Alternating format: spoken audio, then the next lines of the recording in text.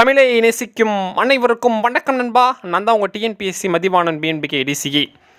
TNPSC group 4க்கு இன்னும் ஒரு வாரம் தான் இருக்குது. சொல்லப்போனால் இன்னும் ஒரு 5 நாள் தான் இருக்குது. இந்த 5 நாளில் என்ன பண்ணால் ஈஸியாக பாஸ் பண்ண முடியும், கடைசி நேரத்தில் என்ன பண்ணால் பாஸ் பண்ண முடியும், அதே மாதிரி நம்ம பண்ணுற தவறுகள் என்னென்னு சொல்லி தான் இந்த வீடியோ பார்க்க போகிறோம். இது ஒரு மோட்டிவேஷன் வீடியோ. தயவு செய்து வீடியோவை ஸ்கிப் பண்ணால் முழுமையாக பாருங்கள். முழுமையாக பார்த்தா நிச்சயமாக சொல்கிறேன், நீங்கள் ஒரு மோட்டிவேஷன் ஆவீங்க.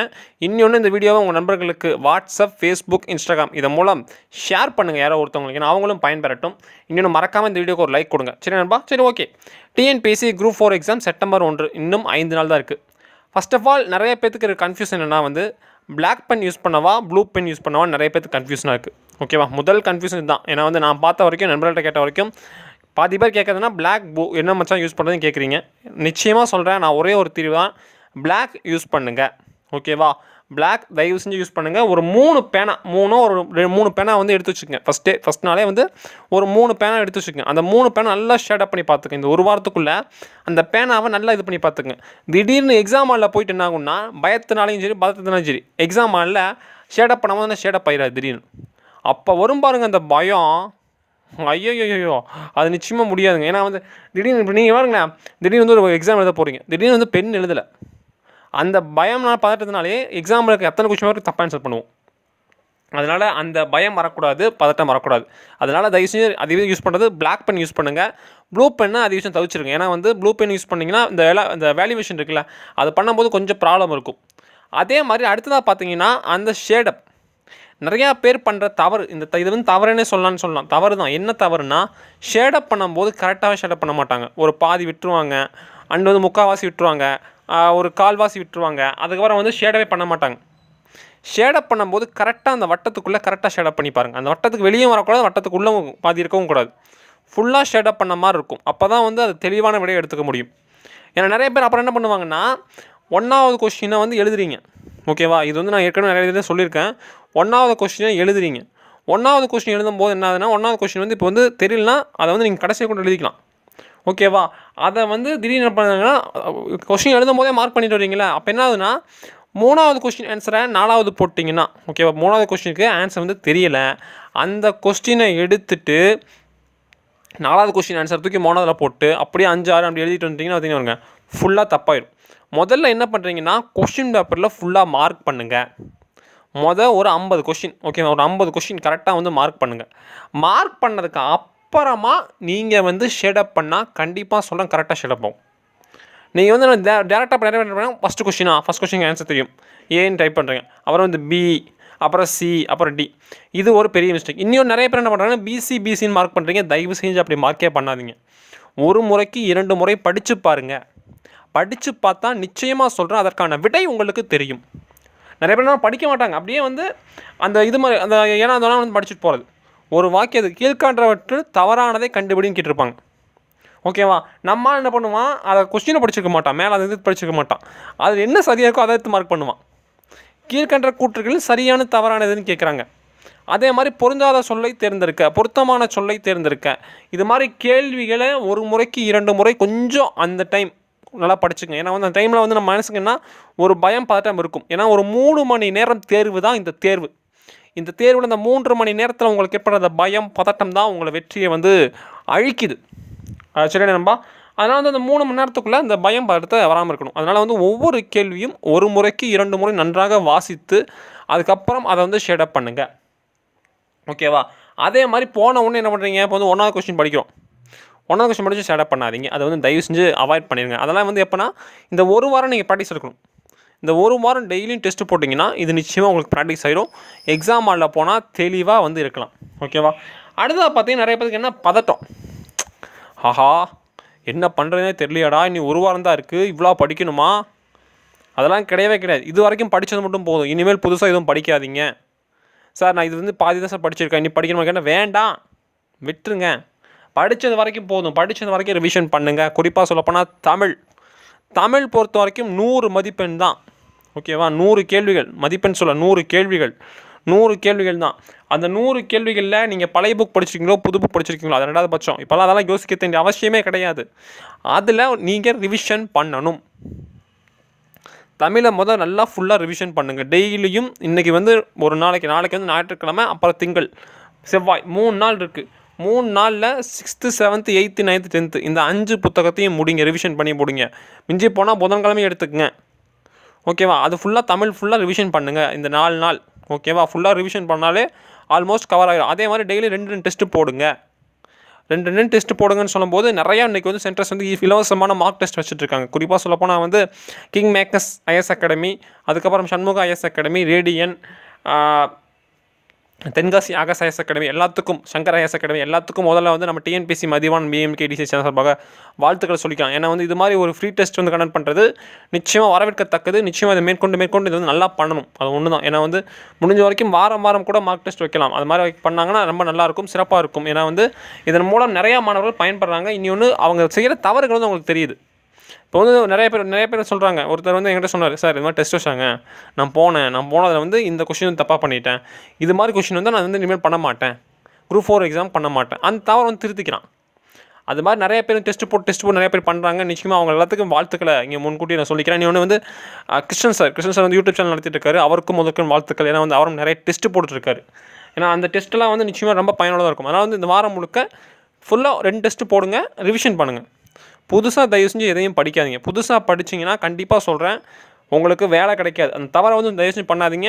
கன்ஃபார்ம் நீங்கள் பாஸ் பண்ண மாட்டீங்க, 100% சொல்கிறேன். அதே மாதிரி ஃபஸ்ட்டு தமிழில் 100 கொஷின், 100ல் 85லேருந்து 90 கொஷின் அட்டன் பண்ணால் போதும் நண்பா. அதுக்கு மேலே நான் பிளானே வைக்கல. 85லேருந்து 90 கொஷின் இந்த ரிவிஷனில் நீங்கள் இந்த 85-90 கொஷின். அதே மாதிரி இந்த பின்னாடி புக் பேக் இருக்கும்ல, அதெல்லாம் கொஷின் இருக்கும். அந்த கொஷின் இப்போயே டெஸ்ட் போட்டு பாருங்கள். அதான் டெஸ்ட்டு தான் உங்களுக்கு. சந்திப்பிலே இன்னைக்கு எழுதுக, வலுவு சொல்ல எழுதுக, இது மாதிரி கொஸ்டின்ஸ் புக் பேக் பின்னாடி இருக்குது, புது புக் பின்னாடி இருக்குது, பழைய புக் பின்னாடி இருக்குது. அதெல்லாம் வந்து டெஸ்ட் போட்டு பாருங்கள். இப்போ இருந்தே டெஸ்ட் போட்டால் கண்டிப்பாக உங்களுக்கு ஒரு கன்ஃபியூஸ் கிடைக்கும். ஏன்னா வந்து நாளைக்கு அது ஒரு 5 மார்க் 6 மார்க் கேட்க தான் போகிறான். இன்னொன்று இந்த எண்கள் 1னா கா, 2னா இது மாதிரி கேள்விகள்லாம் கன்ஃபார்ம் கேட்க தான் போகிறான். 0னா ஊ 0 இது மாதிரி கொஷின், 8னா ஆ, 7னா ஏ, இது மாதிரி கொஷின்ஸ் கன்ஃபார்ம் ஒரு கொஷின் கன்ஃபார்ம் வர தான் போகுது. இது மாதிரி கொஷின்ஸ் இது மாதிரி தமிழுக்கு ரொம்ப முக்கியத்துவம் கொடுங்க. ஏன்னா தமிழ் இந்த வாரம் நீங்கள் ஃபுல்லாக ரிவிஷன் பண்ணியே ஆகணும். அதை விட்டு நீங்கள் ரிவிஷன் பண்ணாமல் இருந்தால் கண்டிப்பாக வந்து நீங்கள் ஃபெயில் ஆகிடுவீங்க. அதுக்கு அடுத்ததாக பார்த்தீங்கன்னா 2வது முக்கியத்துவம் கொடுக்க வேண்டியது மேக்ஸில் 25க்கு 15 கொஷின் அட்டன் பண்ணால் கூட போதும். 15 கொஷின் வந்து இந்த புக் பேக் கொஷின்ஸ் மட்டும் கொஞ்சம் படிச்சுக்கங்க. இன்னொன்று முடிஞ்ச வரைக்கும் பழைய சம்ஸ்லாம் பழைய பற்றி ரீசெண்டான அந்த எக்ஸாம்ஸ் ஒரு கொஷின் பேப்பர் எடுத்து அதில் மேக்ஸ் எப்படி கேட்காமல் பாருங்கள். எல்லாமே அதை வந்து அந்த இப்போ ரீசெண்டாக அந்த கணியன் புக் இது மாதிரி புக்கில் தான் கேட்குறது கிடையாது. TNPSC only for the school புக்ஸ்லேருந்தே மேக்ஸ் கேட்டுறாங்க. கொஞ்சம் அது கடினம், அது வந்து கொஞ்சம் ஸ்டெப் பை ஸ்டெப்பாக போடுற மாதிரி இருக்கும். அந்த சம்ஸை கொஞ்சம் ரிவிஷன் பண்ணிட்டு போயிருங்க. ஏன்னா வந்து அதுலேருந்து கொஷின்ஸ் வரலாம். அதனால் ரிவிஷன் தான் மெயின். அதுக்கடுத்து கரண்ட் அஃபேர்ஸ் ஆல்ரெடி முடிச்சிருப்பீங்க, படிச்சுருப்பீங்க. ஒரு கிளான்ஸ் பார்த்துக்குங்க. ஓகேவா? குறிப்பாக சொல்லப்போனால் வந்து இப்போ பிஎஸ்எல்வி மார்க் 3 அந்த மாதிரி ராக்கெட்டு, சரி ஜிஎஸ்எல்வி மார்க் 3 அது எப்போ வந்து நாங்கள் ஜூலை 22ஆம் தேதி இது மாதிரி. அதே மாதிரி பார்த்தீங்கன்னா நிறைய கொஸ்டின்ஸ் இருக்குது கரண்ட் அஃபேர்ஸ் கொஸ்டின்ஸ் பொறுத்த வரைக்கும். அது மாதிரி முக்கியமான கரண்ட் அஃபேர்ஸ் எடுத்து அதை ஃபுல்லாக ரிவிஷன் பண்ணிக்கிங்க. இப்போ பார்த்தீங்கன்னா தமிழில் ஒரு 85 கொஷின், மேக்ஸில் ஒரு 15 கொஷின் போட்டிங்கன்னா 100 மார்க் ஆச்சு. அப்புறம் கரண்ட் அஃபேர்ஸ் பொறுத்த வரைக்கும் 10லேருந்து 15 கொஷின் 115. அப்புறம் பார்த்தீங்கன்னா கொஞ்சம் history, geography, political science and economics இது 4 சாப்டர் கொஞ்சம் ரிவிஷன் மட்டும் பண்ணிட்டு போனீங்கனாலே போதும். ஆல்மோஸ்ட் ஒரு 150லேருந்து 160 கொஷின் கரெக்டாக போகலாம். அப்புறம் வந்து நீங்கள் ஃப்ளூக்கில் அடிச்சிங்கன்னா ஏபிசிடின்னு போட்டு அடிச்சிங்கன்னா சயின்ஸ் எல்லாம் 170 கொஷின் அட்டன் பண்ணாலே போதும். கண்டிப்பாக சொல்கிறேன் நீங்கள் பாஸ் பண்ணிடலாம். நான் சொல்கிறது வந்து உங்கள் கேடரில் பாஸ் பண்ணலாம். இப்போ வந்து பிசினா பிசி, எம்பிசினா எம்பிசி உங்கள் கேடரில் பாஸ் பண்ணலாம். நீங்கள் ஜென்ரல் கேட்டகரியில் பாஸ் பண்ணால் கண்டிப்பாக சொல்கிறேன் 175-80 கொஷின் போட்டு தான். ஓகேவா? இப்போ விஹெச் கேட்டகரியா, விஷுவலி ஹேண்டிகேப் மாற்றுத்திறனாளி கேட்டகரியா, உங்களுக்கு கட் ஆஃப் நம்ம ஒரு 170 கொஷின் வரும். இதுதான் ரியல் ஃபேக்ட். ஓகேவா? நான் சொல்கிறது வந்து போன டைம் அதிகமாக சொல்லியிருக்கேன், கம்மியாக சொல்லலை.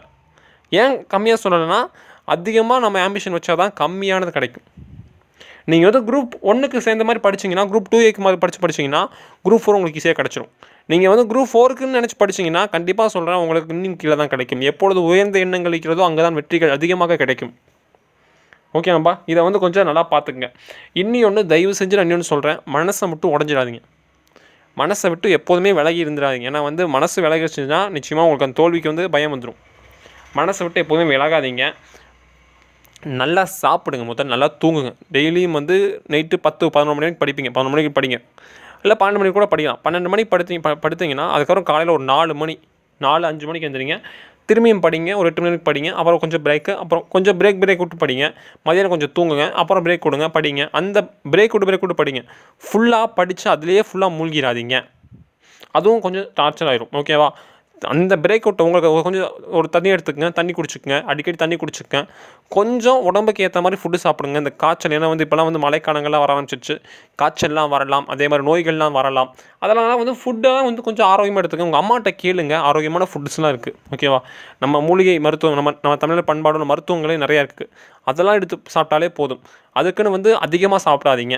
அதிகமாக சாப்பிட்டு அப்புறம் வந்து உடம்புக்கு வந்து ஒத்துக்காமல் ஏதாவது ஆயிடுச்சுன்னா நிச்சயமாக சொல்கிறேன், அது உங்கள் வாழ்க்கையை பாதிக்கும். ஓகே நண்பா, அதை கொஞ்சம் இந்த வாரத்துக்குள்ளே அதை கொஞ்சம் பார்த்துக்குங்க. ஓகே நண்பா. இதுக்கப்புறம் 3வதா, ஓகேவா, இது வந்து 3வதுல இல்லை, இது வந்து உங்களோட தேர்வு. ஓகேவா? அதே மாதிரி நியூ ஸ்டூடெண்ட்ஸ், நிறைய பேர் நியூ ஸ்டூடெண்ட்ஸும் எழுதுறீங்க. அவங்களுக்கு ஒன்று சொல்லிக்கிறேன். இந்த எக்ஸாம் பொறுத்த வரைக்கும் உங்களுக்கு முதல் எக்ஸாம் ரொம்ப முக்கியம். பிளாக் பென் அண்டு ஷேடப் அண்டு வந்து கரெக்டான டைம் போகிறது. எங்கே எக்ஸாம் சென்டர் போட்டிருக்காங்க முதல்ல செக் பண்ணிக்கோங்க. அதுக்கப்புறம் கரெக்டாக ஒரு 9 மணிக்கெலாம் போயிடணும் சென்டருக்கு. நியூ ஸ்டூடெண்ட்ஸ் சொல்லிடுறேன். பழைய ஸ்டூடெண்ட்ஸ் நீங்கள் கரெக்டாக போயிடணும் தெரியும். நியூ ஸ்டூடெண்ட்ஸ் 9 மணிக்கெல்லாம் போயிடணும், 9:08 போயிடணும். நான் வந்து என் ஸ்கூல் மாதிரி 10 மணிக்கு போகிறேன், 10 மணிக்கு போயிட்டு அங்கே டென்ஷனில் பயத்தில் பாதி மறந்து இருக்கிற கொஷின் கேட்டு அதையும் மறந்து வரக்கூடாது. கரெக்டான டைம் போகணும். நண்பனாக சொல்கிறேன், நண்பனாக கேட்டுக்குங்க. ஓகேவா? இது சார் நீங்கள் சொல்கிறது எனக்கு பிடிக்கலன்னு சார் சொன்னீங்கன்னா தயவு செஞ்சு அதுக்கான மன்னிப்பு நான் இங்கே கேட்டுக்கிறேன். ஓகேவா? அதனால் வந்து தெளிவாக இருந்துக்குங்க. அதே மாதிரி பார்த்தீங்கன்னா ஒவ்வொரு கொஷினையும் 2 முறை ரீட் பண்ணுங்கள். ஃபஸ்ட்டு போன உடனே தமிழ் அட்டன் பண்ணுவீங்க, அதையும் சொல்லிக்கிறேன். இப்போ இருந்து நீங்கள் மாடல் டெஸ்ட் போட்டாலும் சரி, எது அட்டன் பண்ணாலும் சரி, ஃபஸ்ட்டு தமிழை ஃபுல்லாக அட்டன் பண்ணுங்கள். ஜிகேலாம் போயிடாதீங்க, தமிழை வந்து ஃபுல்லாக அட்டன் பண்ணுங்கள். அதே மாதிரி உங்களுக்கு ஃபஸ்ட்டு வந்து தெரிஞ்ச கொஷினை கரெக்டாக அட்டன் பண்ணிடுங்க. 100ல் 35 கொஷின் தெரிஞ்ச கொஷின் இருக்கா, 35 கரெக்டாக முடிங்க. ஓகேவா? அதுக்கப்புறம் வந்து கொஞ்சம் பண்ணுவோம். அதே மாதிரி டிஎன்பிஎஸ்சி நியூ பெரிய கன்ஃபியூஷன்னா 4 ஆன்சரில் 2 ஆன்சர் கன்ஃபார்ம் தப்புன்னு நமக்கு தெரிஞ்சிடும். பாக்கி 2 தான் நம்மளை கன்ஃபியூஸ் பண்ணுறது. இந்த குரூப் 4 பொறுத்த வரைக்கும் இது வரைக்கும் வந்து தேர்வு பார்த்தீங்கன்னா வருங்க 4 ஆன்சர் இருக்கும், அதில் 2 கன்ஃபார்ம் தப்புன்னு தெரிஞ்சிடும். பாக்கி 2 தான், அந்த 2ல் கரெக்டாக போடணும். அதில் தான் உங்கள் புத்தி கூர்மை இருக்குது. அதே மாதிரி எல்லாத்தினாலையும் அட்டன் பண்ண முடியறதுங்கிறது அந்த 100லேருந்து 110 கொஷின் கன்ஃபார்ம் எல்லோரும் அட்டன் பண்ணிடுவீங்க. அதுக்கு அடுத்து வர கேள்விகள் தான் உங்களோட வேலைக்கு தீர்மானிக்க போகுது. அதனால் 110 கொஷின் வந்து எல்லாருமே அட்டன் பண்ணிடுவாங்க நண்பா. சார் நான் 110 கொஷின் போட்டுருக்கேன், போடல சார், நான் என்ன சார் பண்ணுறேன்னு கேட்டால் நீங்கள் கண்டிப்பாக அப்போயே முடிச்சு பண்ணிட்டு வந்துடலாம். 110 கொஷின் எல்லாருமே போட்டுருவாங்க. அதனால் நீங்கள் டெஸ்ட் அட்டன் பண்ணும்போது 110 கொஷின் எல்லாருமே போட்டுருவாங்க. அதுக்கு அடுத்து வர ஒவ்வொரு கொஸ்டினும் உங்கள் வாழ்க்கைக்கு, அதே மாதிரி ஒவ்வொரு மார்க்கும் போச்சுன்னா நிச்சயமாக சொல்கிறேன் உங்கள் ரத்தத்தோட ஒவ்வொரு துளியும் போன மாதிரி. அதையும் சொல்லிக்கிறேன், உங்கள் ரத்தத்தில் ஒரு சொட்டு ரத்தம் போனால் எவ்வளோ உயிர் போகுது, அந்த உயிர் தான் இந்த ஒவ்வொரு மதிப்பெண்ணும் ஒவ்வொரு இதுவும். நீங்கள் வந்து 150 கொஷின் அட்டன் பண்ணியிருப்பீங்க, 151 தான் கட் ஆஃப். அந்த ஒரு மார்க்னால வாழ்க்கை போச்சு. புரிஞ்சா? இதெல்லாம் வந்து நீங்கள் திருத்திக்கணும். இதெல்லாம் நான் திருத்ததுக்காக சொல்கிறேன். அதே மாதிரி ஒவ்வொரு கொஸ்டினும் சரி அந்த ஸ்பாட்டில் இருக்கும்போது கரெக்டாக நம்ம அதுக்கெல்லாம் நான் எதுக்கு சொல்கிறேன், இந்த ஒரு வாரம் ஃபுல்லாக அது எல்லாமே நீங்கள் கரெக்டாக ப்ராப்பராக பண்ணிங்கன்னா கன்ஃபார்ம் பிளான் வரும். டெய்லியும் காலையில் 10 to 1 டெய்லியும் டெஸ்ட் போடுங்க. இப்போ நிறைய அகாடமிஸில் வந்து ஃப்ரீ டெஸ்ட்டே வைக்கிறாங்க. டெய்லியும் ஃபுல் டெஸ்ட்டு போடுங்க, நல்லா பண்ணுங்கள். அவ்வளோதான். அது மட்டும் நீங்கள் பண்ணால் போதும், கண்டிப்பாக உங்களுக்கு வேலை உறுதி. இன்னொன்று எதை நினச்சும் கவலை வேணாம். வீட்டில் வந்து அது பிரச்சனை இருக்குது, பிரச்சனைகளும் கவலை வேணாம். தெளிவாக அட்டன் பண்ணுங்கள், தெளிவாக பண்ணுங்கள்.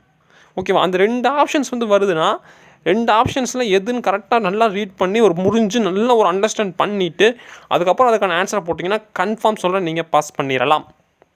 இதை விட்டுட்டு நீங்கள் வந்து அதையே வந்து வச்சு குழப்பிட்டு இருந்தீங்கன்னா கண்டிப்பாக வந்து ஃபெயில் தாங்க முடியும். அதே மாதிரி ஒரு கண்டென்ட் எடுத்துங்க. இப்போ வந்து சொல்லப்போனால் வந்து ஒரு ஃபுல்லாக வந்து எழுதணும்னா ஃபுல்லாக படித்து எழுதணும்னா அது வந்து நீங்கள் படித்து எழுதணும். அதே மாதிரி மேக்ஸ்லாம் பார்த்தீங்கன்னா ஒரு டைம் எடுத்துக்கங்க, அந்த டைமுக்குள்ளே முடிங்க. அதுக்கப்புறம் டைம் இதாகிடுச்சுன்னா நிச்சயம் ஒன்றும் பண்ண முடியாது. அதே மாதிரி இப்போ வந்து 10 to 12 1 மணிக்கு எக்ஸாம் முடியுதுன்னா 12:30 மணிக்குள்ளே நீங்கள் ஃபுல் பேப்பர் முடிச்சு 12 to 1 நீங்கள் ஷேடப் பண்ண ஆரம்பிச்சிடணும். கடைசி 12:45 மணி நேரத்துலேருந்து 12:45 12:00 வந்து ஷேடப் பண்ணிட்டு இருந்தீங்கன்னா கை நடுக்க வந்துடும். கை நடுக்க வந்துச்சுன்னா இதாயிரும். கரெக்டாக ஷேடப் பண்ணணும். அதனால் 12 to 1க்குள்ளே நீங்கள் ஷேடப் பண்ணி முடிச்சிடுங்க. அப்புறம் ஒரு டைம் செக் பண்ணி பார்த்துங்க, ஏதாவது தப்பாக ஷேடப் பண்ணிக்கலாம் செக் பண்ணி பார்த்துங்க. எப்போதுமே ஏ ஷேடப் பண்ணிவிட்டு அதுக்கப்புறம் சி ஷேடப் பண்ணிங்கன்னா அப்படி பண்ணவே பண்ணாதீங்க. கரெக்டாக ஷேடப் பண்ணி அப்புறம் கொஷின் பேப்பரே அந்த ஆன்சர் ஷீட்டே வேல்யூ இல்லாமல் போயிடும். ஒரு கொஷின் நீங்கள் தப்பாக மார்க் பண்ணிவிட்டு 2வது ஏ சின்னு மார்க் பண்ணிட்டீங்கன்னா கொஷின் பேப்பர் வேல்யூ இல்லாமல் போகும். கரெக்டாக பண்ணிக்கிங்க. ஓகே நண்பா? அதே மாதிரி இந்த வாரம் முழுக்க ஒரு தெளிவான வாரமாக இருக்கணும். நீங்கள் வந்து எப்போதுமே தெளிவாக இருக்கணும், அட்டன்டிவாக இருக்கணும், ஒரு நல்லதை நினச்சிட்டு இருக்கணும். ஃபோன் அதை வச்சு யூஸ் பண்ணாதீங்க. அதே மாதிரி ஃபோனில் வந்து இன்றைக்கி இப்போ பார்த்தீங்கன்னா நிறைய பேர் என்ன பண்ணுவாங்கன்னா கரண்ட் அஃபேர்ஸ் தான் வந்து பிடிஎஃப்லாம் இறக்கி விடுவாங்க. இப்போ படிச்சேன்டா இப்போ படிச்சேன்டா நாளைக்கு படிச்சுக்கலாம் படிக்கவே வேணாம். ரிவிஷன் மட்டும் பண்ணுங்கள். சரியா? எந்த ஒரு பிடிஎஃப் ஃபைல் வந்தாலும் சரி படிக்கலாம் வேணாம், ரிவிஷன் மட்டும் தான் பண்ணுங்கள். அப்படி அதில் கொஷின் பேப்பர் இருந்தால் கொஷின் பேப்பர் டெஸ்ட் போட்டு பாருங்கள். இப்போ ஒரு 100 கொஷின் கொடுத்துருக்காங்க, டெஸ்ட்டு போடுங்க ஃபுல்லாக. எதையும் படிக்கணும், டெஸ்ட்டு தான் போடணும். நீங்கள் டெஸ்ட்டு போட்ட உடனே இப்போ ஒரு குரூப் டெஸ்ட் நடக்குது, ஒரு 10 பேர் பண்ணுறீங்க. குரூப் டெஸ்ட் பண்ணும்போது வந்து நீங்கள் வந்து ஒரு 50 மார்க் எடுத்தீங்கன்னா கண்டிப்பாக சொல்கிறேன் நீங்கள் பாஸ் பண்ணுவீங்க. கம்மியாக மார்க் எடுத்தால் நினைக்காதீங்க, நீங்கள் தான் பாஸ் பண்ணுவீங்க. ஏன் சொல்கிறேன்னா, நீங்கள் இப்போ எவ்வளோ ட்ரை பண்ணுறீங்க, இன்னும் நல்லா அச்சீவ் பண்ணணும் அடுத்த டைம் நினைங்க, நிச்சயமாக அடுத்த டைம்ஸ் நல்லா பண்ணிடுவீங்க. ஏன்னா நான் போன டைம் ஒரு டெஸ்ட்டில் பார்த்தேன், ஆகாஷ் அகாடமி டெஸ்ட்டு போயிருந்தேன், உங்களுக்கு தெரியும் நினைக்கிறேன். அந்த டெஸ்ட்டு போகும்போது 75 மார்க் எடுத்திருந்தார். அவன் சொன்னேன், சார் ரொம்ப பயமாக சார், இப்படி நான் மார்க் எடுத்துருக்கேன் சார். இப்போ டெஸ்ட்டில் வந்து நீங்கள் 75 மார்க் தான் எடுத்துருக்கீங்க, இன்னி வந்து உங்களுக்கு வந்து 2 வாரம் இருக்குது. இந்த டெஸ்ட்டில் என்ன தப்பு பண்ணீங்க கண்டுபிடிச்சி அதை திருத்திடுங்க, அவ்வளோதான். அப்போ குரூப் 4ல் 150 120 மார்க் அட்டன் பண்ணி போயிடலாம், 70 கொஷின் அட்டன் பண்ணி போயிடலாம். அதனால் எதை நினச்சி கவலையப்படாதீங்க, ஒரு வெறி கொண்ட வேங்கையாக படிங்க, அப்போ தான் பாஸ் பண்ண முடியும். இல்லைனா வந்து பாஸ் பண்ணுறதுங்க ரொம்ப கஷ்டம்.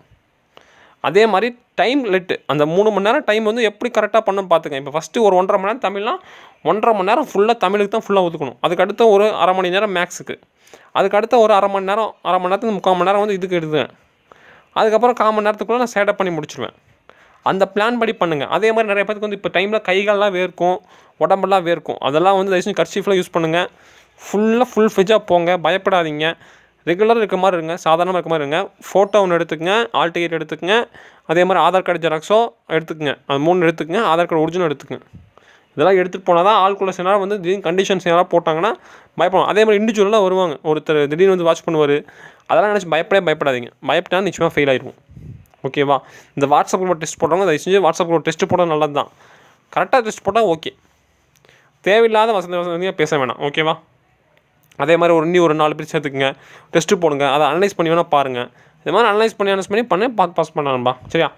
அவ்வளோதான் நம்ம இந்த வீடியோ. நான் நிறையா பேசிட்டேன்னு நினைக்கிறேன், ரொம்ப டைம் எடுத்துட்டேன், சாரி. இதுதான் நான் உண்மையை சொல்ல வந்ததுக்கு அதை சொல்ல வந்துட்டேன், அவ்வளோதான். நான் சொல்ல வேண்டிய விஷயங்கள் எல்லாத்தையும் நான் சொல்லிட்டேன். இந்த வாரம் பூரா இதை செய்யுங்க. நான் சொன்னதை பூரா செஞ்சிங்கன்னா கண்டிப்பாக வந்து நீங்கள் டிஎன்பிஎஸ்சி குரூப் 4 ஈஸியாக பாஸ் பண்ணலாம். நன்றி, வணக்கம். வெற்றி நிச்சயம் எழுதணும், வெற்றி நிச்சயம் எழுதணும். நன்றி, வணக்கம். டிஎன்பிஎஸ்சி குரூப் 4 வேலை உறுதி, டிஎன்பிஎஸ்சி குரூப் 4 வேலை உறுதி. நாளை என்றும் நம் கையில் இல்லை, நாம் யாரும் தேவன் கை பொம்மைகளே என்றால் கூட போராடு நண்பா, என்றைக்கும் தோற்காது உண்மைகளே. உசைன் போல்டை போல் இல்லாமல் ஓடு, கோடு தேடி வரும் உந்தன் வாழ்வும் ஓர் ஒலிம்பிக்கை போடே, வேர்வை வெற்றி பெறும். நிச்சயமாக ஓட போகிறோம், வெல்ல போகிறோம். நன்றி, வணக்கம். வெற்றி நிச்சயம் வெல்வது நாம்.